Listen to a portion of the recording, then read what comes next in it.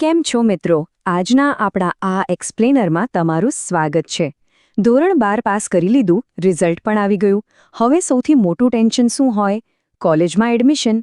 ક્યાં જવું, ફોર્મ ક્યાં ભરવું, ક્યાં લાઇનમાં ઊભા રહેવું. પણ હવે બધું ભૂલી જાઓ. આજે આપણે વાત કરીશું ગુજરાત સરકારના નવા ડિજિટલ પ્લેટફોર્મ વિશે, ગુજરાત કોમન એડમિશન સર્વિસીસ એટલે કે GCAS. એકદમ સિમ્પલ ભાષામાં સમજીએ કે આ નવી સિસ્ટમ 2026-27માં તમારો એડમિશન કેવી રીતે ફાઇનલ કરાવશે.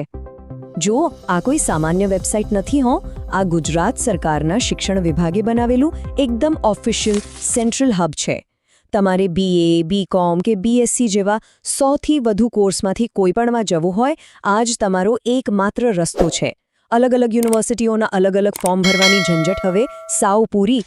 અને એમની આ ટેગલાઇન જુઓ, અરજી એક, વિકલ્પ અનેક. સાંભળવામાં જ કેટલો રાહત આપે એવું છે, બરાબર ને? પહેલાંના સમયમાં અલગ કોલેજોના ધક્કા ખાવાના, અલગ ફોર્મના પૈસા ભરવાના, એ બધું હવે ગયું. તમારે ખાલી એક જ વાર, માત્ર એક જ ઓનલાઈન અરજી કરવાની છે અને આખા ગુજરાતની કોલેજોના દરવાજા તમારા માટે ખુલી જશે. તો આજના આ એક્સપ્લેનરમાં આપણે ફટાફટ આટલી વસ્તુઓ જોઈશું. 1. GCAS ખરેખર શું છે? 2.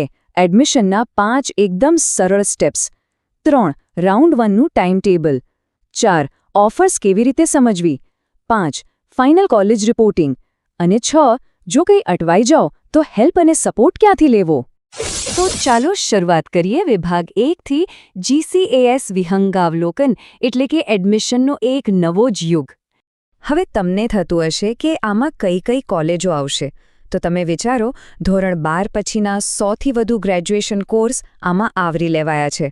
અને સૌથી જબરદસ્ત વાત એ છે કે સરકારી યુનિવર્સિટી હોય, ગ્રાન્ટીનેટ કોલેજો હોય કે પછી સેલ્ફ ફાઇનાન્સ કોલેજો, બધું જ આ એક જ પ્લેટફોર્મ પર છે. તમારે બસ એ જ નક્કી કરવાનું છે કે તમારે ભણવું છે ક્યાં. આ આખી પ્રોસેસ સાંભળવામાં કદાચ જટિલ લાગે, પણ ખરેખર આ 5 સિમ્પલ સ્ટેપ્સની જ ગેમ છે.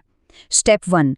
તમારે નજીકના ફ્રી ફોર્મ ફિલિંગ સેન્ટર પર જઈને ઓરિજિનલ ડોક્યુમેન્ટ સાથે ઓનલાઈન ફોર્મ ભરવાનું. સ્ટેપ 2. તમારી મનપસંદ કોલેજનો ક્રમ એટલે કે પ્રેફરન્સ સિલેક્ટ કરવાના અને ડોક્યુમેન્ટ્સ અપલોડ કરવાના. સ્ટેપ 3. કોલેજ તમારી વિગતો ચેક કરશે.